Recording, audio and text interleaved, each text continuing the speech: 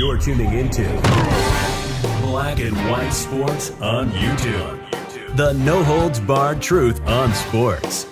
The main event starts now. I'm back. Rodrance for Black and White Sports. Well, we found out last night that cancel culture took yet another step against Coach Jon Gruden over some emails from 10 years ago, and then a few from 3 or 4 or 5 years ago. 2018, I think there was some time. And, of course, Twitter, social media, the NFL did what they do, and Jon Gruden has been canceled. And we know that has taken more progressive steps as it's gone on. We found out last night the Tampa Bay Bucs, well, they're removing Jon Gruden from the Ring of Honor. And what that's done now to the Tampa Bay Bucs is it raises a hell of a lot of questions, and it raises a hell of a lot of questions about some different entities around the league that the NFL seems to be just fine with, that owners seems to be just fine with. And look, I'm going to show you one right here because it's not the main course of the video, but I mean, we can just look at this real fast.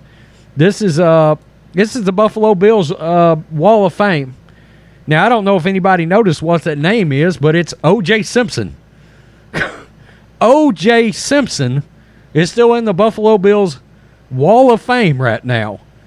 But Jon Gruden is being removed over some words, okay, not actions. And I think that's maybe the most dangerous part of this outside of the fact that they went back to dig up something. It's the fact that in so many of these cases, I'm going to point out, we're talking about actual actions, actual bad things that happen to people. But yet, the NFL ignores that with its hypocrisy. They're worried about Jon Gruden's words. I said it yesterday. It's just like Dave Chappelle said. You can say a lot, but if you bring in the alphabet mob, you're toast. You're toast. The double standard there is downright scary.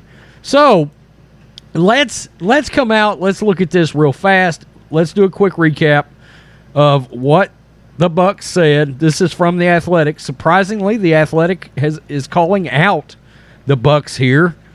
The Tampa Bay Buccaneers have advocated for purposeful change in the areas of race relations, gender equality, diversity, and inclusion for many years. The team said in a statement, "While we acknowledge Jon Gruden's contributions on the field, his actions go against our core values as an organization. Therefore, he will no longer continue to be a member of the Bucs Ring of Honor." Okay, well, this is where the Bucs have created a slippery slope for themselves. But in taking that stand, it's showing no tolerance for Gruden's words. And I can tell you, I was looking at Adam Schefter's Facebook when he dropped this story last night that they were removing Jon Gruden. And one of the first thing that was brought up was Richard Sherman, because you just signed Richard Sherman. Okay? But in taking a stand and showing no tolerance for Gruden's words, again, we're talking about words here, not actual actions, words, the Bucs have opened themselves up to criticism as a team that has looked the other way in signing players accused of and even charged with committing off-field actions that certainly go against those same core values. This team, whose second championship was won this past season with the help of second chances. This is a team that brought in Antonio Brown, who faced criminal and civil actions resulting in an 8-game suspension, and saw him catch a touchdown in the Super Bowl. This is a team that just gave a second chance to Richard Sherman when he was facing 4 misdemeanor charges, including criminal trespass with a domestic violence designation. That's the big one. The NFL just seems to love domestic violence. And malicious mischief from an arrest just this past July, okay? This is a franchise that used the number 1 overall draft pick on Jameis Winston with all he was accused of in college, only to see him accused again and suspended 4 games in 2018. And here is the one that is literally trending on Twitter right now. This is a team that never stopped celebrating Warren Sapp in the same Ring of Honor when he was arrested on multiple embarrassing charges and fired from his job as an NFL analyst. How do you reconcile all that? How do you not see a level of hypocrisy? It starts with holding a coach to a higher standard of accountability than even the best of your players. Gruden's words carry more weight than players' actions is part of where we are in today's culture. His emails, while never intended to be public, crossed multiple lines that are unacceptable for the Bucs team that takes great pride in leading the charge on those same issues. And here's the other thing. His emails were private. Okay? And the fact is, if you peeled back a curtain on everybody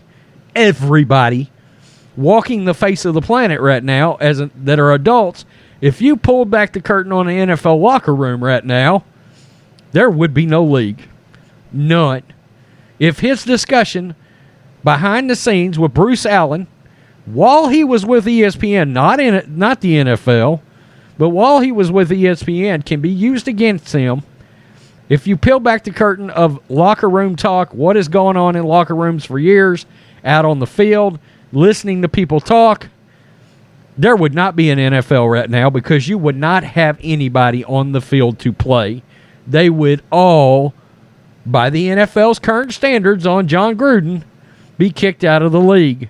Let's be real. The league would fold. There wouldn't be anybody to play. You'd be calling up XFL players, trying to get them in, and then they would get exposed for whatever they've said in private, and they would be gone, and the league would fold. Well, at this case, a lot of people are just saying, screw it, fold the league. Who cares? Fold the league. Because people are sick of this level of hypocrisy out of corporate America and out of entities like the NFL. Let's just be honest, okay? So, look, O.J. Simpson, where are they banging the drum to get him out of the wall of fame for the Buffalo Bills? Warren Sapp? Look, there were rumors out there that he stomped a girl's head against the curb. But that sumbitch is still in the Ring of Honor for the Bucs? Really? Wow. I mean, come on. And it seems if you're an NFL player and you like to beat on women, ride it out. You ain't got no problems. But damn, you insult the alphabet community, they're going to throw you the deuce right quick. Dave Chappelle is 100% right. 100% right. Don't go against them L's and them B's and them Q's and them T's and them G's because they will come get you. It's ridiculous. I mean, I cannot believe this has reached this level where Jon Gruden has now lost his job.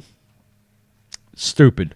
Tell me what you think, black and white sports fans. Oh, and to all the wokey wokes on Twitter that got a problem with the fact that people are bringing up Warren Sapp and Richard Sherman and Antonio Brown.